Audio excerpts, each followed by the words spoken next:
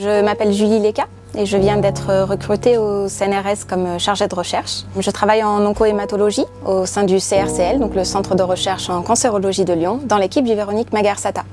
Donc l'oncohématologie, c'est les maladies du sang et aussi des organes qui le fabriquent. Donc on parle principalement de lymphome et de leucémie. Et dans mon cas, je travaille principalement sur les maladies myéloïdes, comme par exemple la leucémie aiguë myéloïde.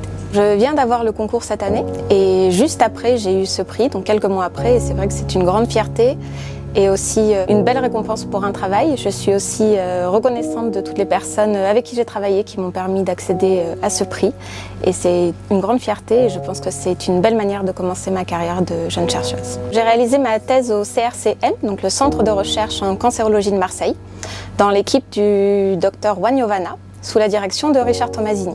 Donc j'ai travaillé sur le cancer pancréatique et comment en fait les cellules tumorales pancréatiques modifiaient leur micro-environnement. J'ai obtenu ma thèse en 2016, je suis partie au Canada, à Toronto, dans l'équipe du professeur Takmak, où j'ai travaillé sur l'immunologie et pas mal de modèles murins.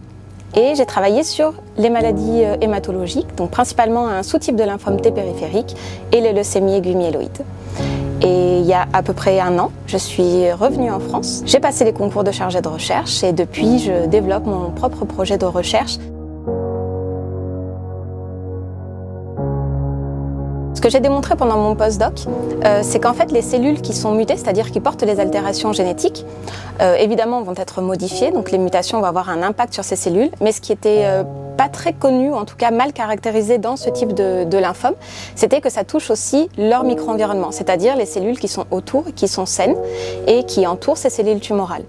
J'ai choisi de rentrer en France et en particulier au CRCL parce que c'est vrai que c'est un environnement de travail qui est extrêmement stimulant. Il y a beaucoup de recherches, il y a énormément d'équipes différentes sur des thématiques différentes et donc c'est vrai qu'en tant que jeune chercheur c'est quelque chose qui est vraiment très important, en tout cas pour moi, d'avoir un environnement qui permet de continuer à apprendre parce que c'est aussi ça le cadre de la recherche, c'est-à-dire que j'ai eu des compétences et des expertises que j'ai apprises pendant ma thèse et mon stage postdoctoral, mais voilà, tout ne s'arrête pas là, on va continuer d'apprendre. En tout cas c'était vraiment mon souhait de rejoindre un institut qui était dynamique. J'espère continuer dans le domaine de l'hématologie parce que c'est vraiment quelque chose qui me plaît, qui me passionne.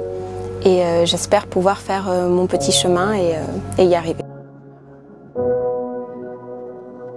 Alors je vais réutiliser une citation qu'on m'a souvent dit en postdoc, que notre directeur de laboratoire utilisait tout le temps pour nous faire comprendre justement l'importance des collaborations, qui est un proverbe qui dit que tout seul on va plus vite, mais ensemble on va plus loin.